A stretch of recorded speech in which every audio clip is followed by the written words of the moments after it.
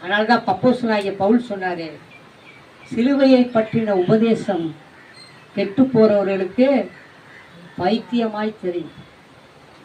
நீங்க போய் ஆண்டவர் பத்தி சொல்லலன்னா ஆனா போயாம்பாங்க. இந்த உலகமே நீங்க எங்க போனாலும் ஏத்துக்கோங்கள.